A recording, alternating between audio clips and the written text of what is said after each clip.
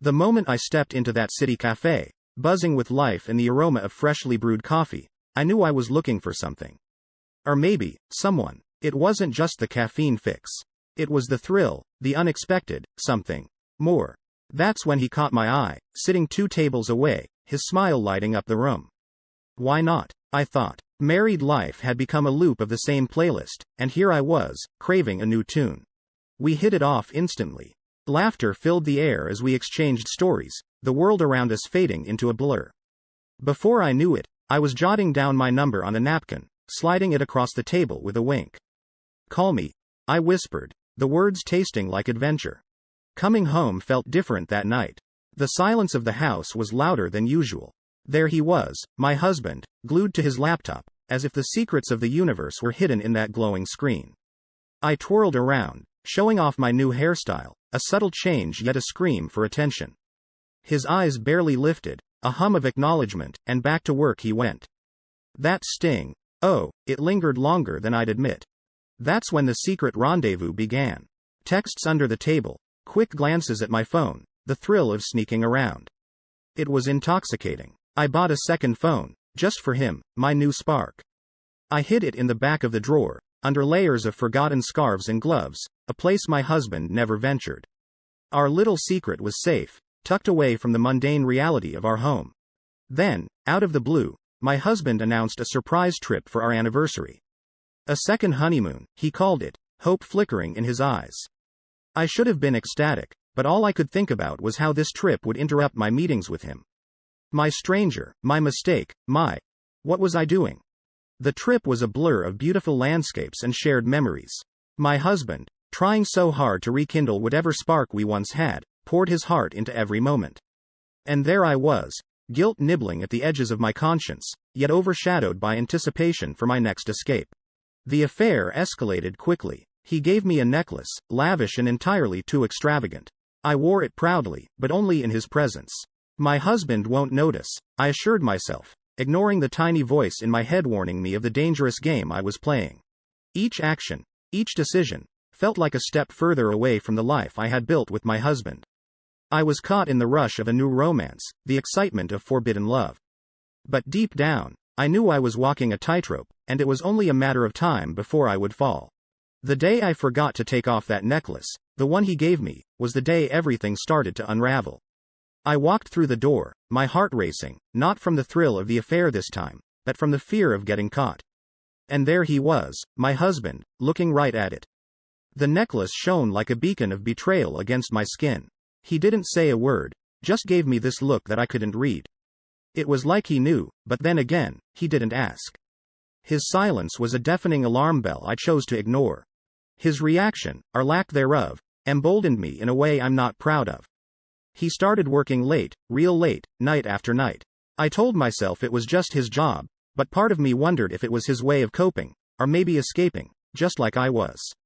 His absence was my free pass to dive deeper into this affair, to lose myself in a world where consequences didn't seem to exist. I started making up lies about hitting the gym or needing extra me time to meet my lover. It was reckless, and somewhere deep down, I knew it, but the thrill was too intoxicating. But my husband wasn't as oblivious as I thought. The day he hired a private investigator, everything changed, though I didn't know it then. I was too caught up in my web of lies, planning a weekend escape with my lover under the guise of visiting a sick friend. My deceit had become second nature, a dangerous game I played, convinced I was in control. The reality hit when my husband finally broke his silence, but not in the way I expected. He didn't confront me, didn't ask for explanations or apologies. Instead, he armed himself with evidence, photos, texts, a whole dossier of my betrayal, collected by the investigator. He kept it to himself, a silent storm brewing under the calm surface. I was oblivious to the hurricane I had invited into our lives. Meanwhile, my lover, blissfully unaware of the ticking time bomb, started painting pictures of a future together. "Leave him," he'd whisper, "we can have it all." It was tempting, a fantasy that seemed within reach, but hesitation gripped me. The comfort of my marriage, the stability and history I shared with my husband, weighed against the passion and excitement of my affair. I was torn, unable to make a decision, stuck in limbo. Little did I know, my husband was making moves of his own. Behind his quiet demeanor, A meticulous plan was taking shape. He started shifting assets, preparing legal documents, changing locks. His actions were calculated, a strategic preparation for the fallout of our crumbling marriage. It was a silent chess game, and I was blissfully unaware of being the pawn. This chapter of my life was a whirlwind of emotions, a dizzying mix of thrill and dread. I was living a double life, caught between two worlds, each with its own gravitational pull. My husband's silence was a riddle I couldn't solve, a calm before the storm I never saw coming. The facade of my secret life was cracking, the consequences of my actions looming large, yet I was too deep in denial to see the impending collapse. The moment I put pen to paper, my heart was racing, a cocktail of relief and guilt. Writing that goodbye letter felt like I was sealing my fate with every word, a messy blend of excuses that even I couldn't fully believe. "I'm sorry, but I need to find my happiness," I wrote, my hand trembling. It sounded hollow, even to my own ears, lacking the genuine apology my husband deserved. I left it on the kitchen table, a silent bomb waiting to detonate. Packing my suitcase, I felt the weight of my choices with every item I threw in. It was like packing up a life I was too scared to face, running towards a fantasy one wanted to believe in. I glanced around our home one last time, a place filled with memories now tainted by my betrayal. Then, I headed to my lover's apartment, naively believing I was stepping into a new beginning, oblivious to the havoc I left behind. The aftermath hit me like a ton of bricks. My husband's silence had been the calm before the storm, his heartbreak fueling a cold fury I hadn't anticipated. When he found my letter and realized I was gone, he unleashed a revenge that was both public and personal. He exposed our affair, leaking messages and intimate photos to everyone we knew, including my lover's conservative family. It was a nuclear option, leaving devastation in its wake. My lover's confrontation was a slap of reality. "How could you let this happen?" he demanded, anger and betrayal in his eyes. His family disowned him, his reputation shattered. I stood there, speechless, the magnitude of our actions finally sinking in. My dream of us against the world crumbled to dust, leaving me to face the consequences alone. Desperate, I tried to reach out to my husband, only to find my keys no longer worked. My bank accounts were frozen, my access to our life together cut off with surgical precision. It was a nightmare I couldn't wake up from. Homeless and penniless, I sought refuge with friends, but their doors were closed to me. Their coldness was a mirror of the judgment I saw in their eyes, a reflection of the leaked evidence that branded me a pariah. The isolation was suffocating. Friends I thought would stand by me turned their backs, unwilling to associate with the scandal I had become. The support system I took for granted evaporated, leaving me adrift in a sea of my own making. I was a ghost in my own life, haunting the fringes of a society that had no place for me. This chapter of my life was a bitter lesson in consequences. My actions, once thrilling and reckless, had come full circle, leaving a trail of destruction in their wake. The fallout was a harsh reality check, a reminder that the grass isn't always greener. My choices had not only altered my path but had irrevocably damaged the lives of those I cared about. The cost of my pursuit of happiness was higher than I ever imagined, paid not just by me, but by everyone caught in the storm I had created.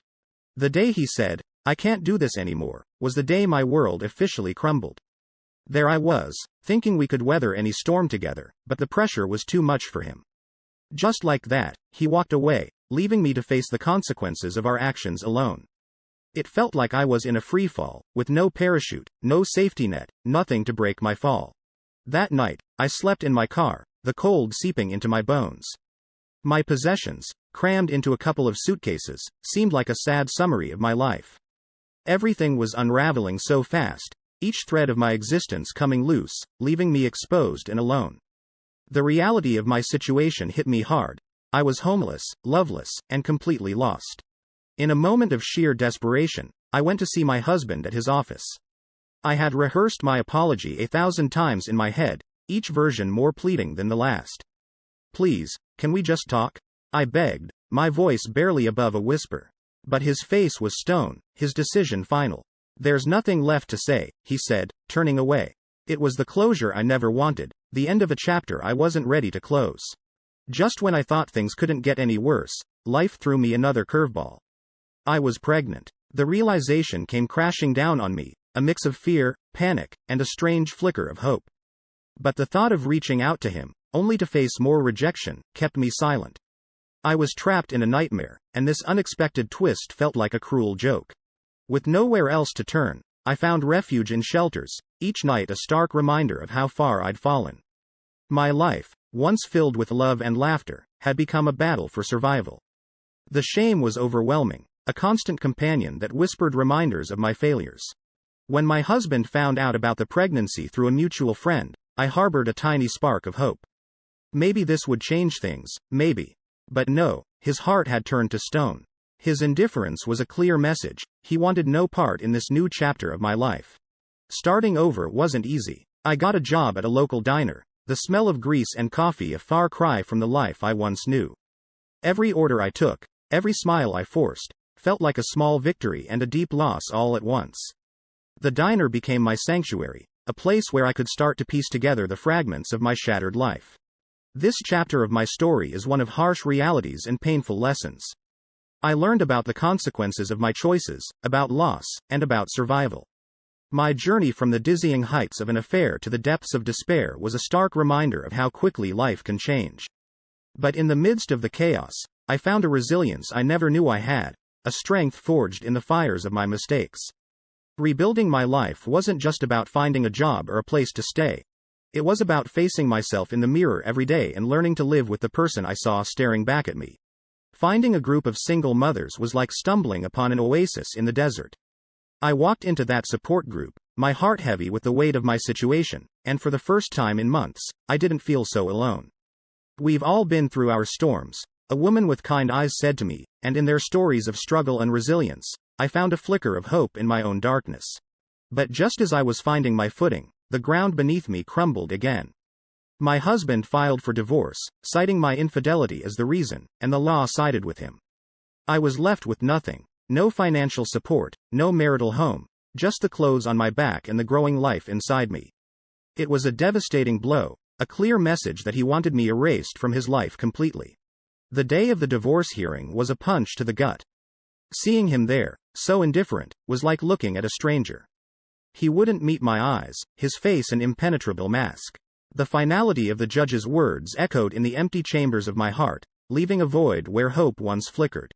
Giving birth alone was the hardest thing I've ever done.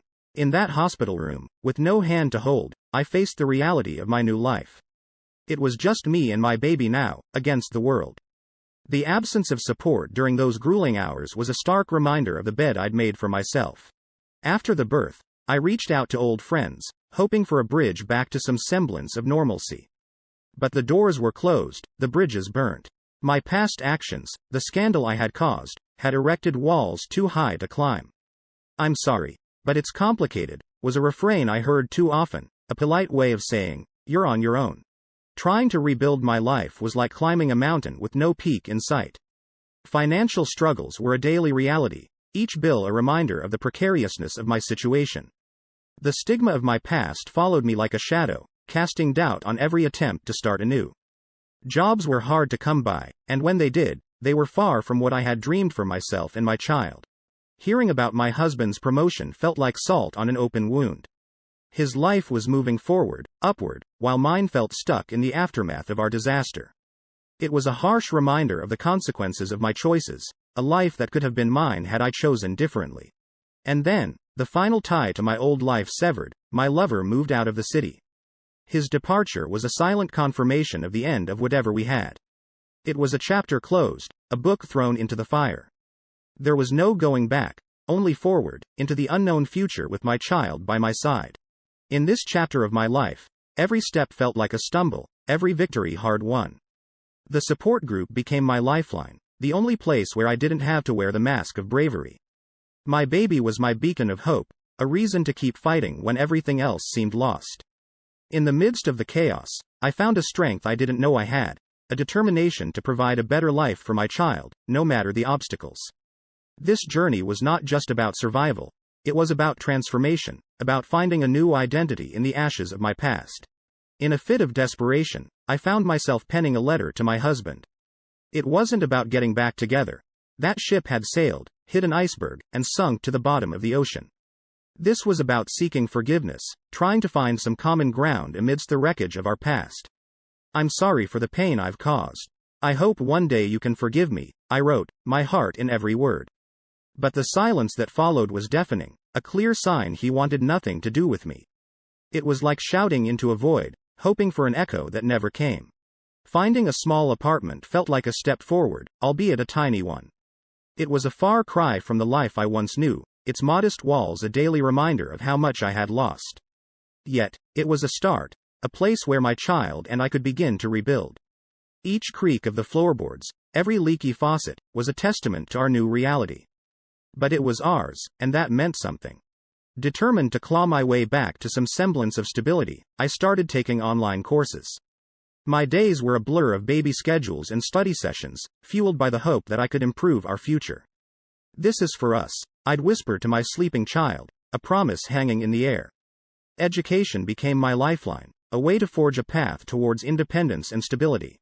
Seeing my husband in the city, even from a distance, was a punch to the gut every single time.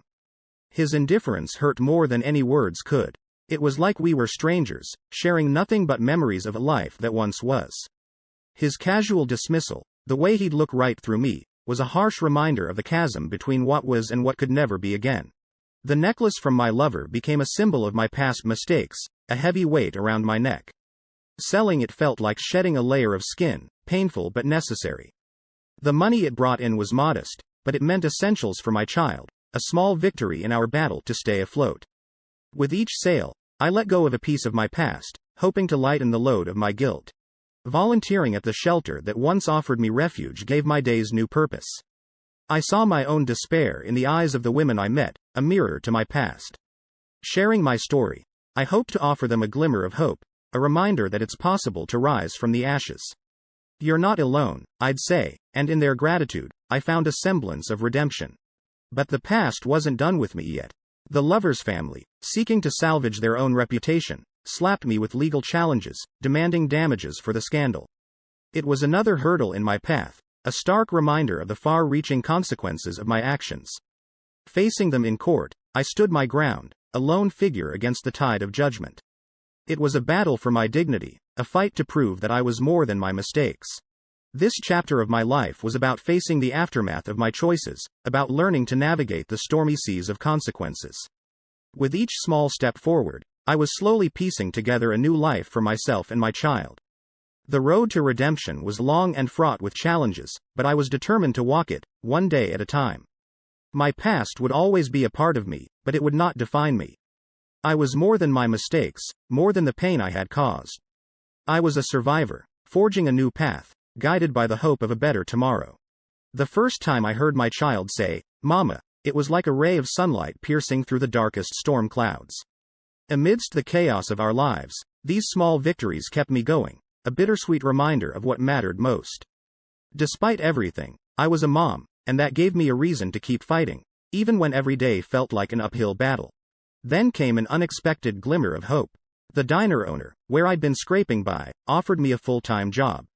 "You've got grit," he said, his nod full of respect.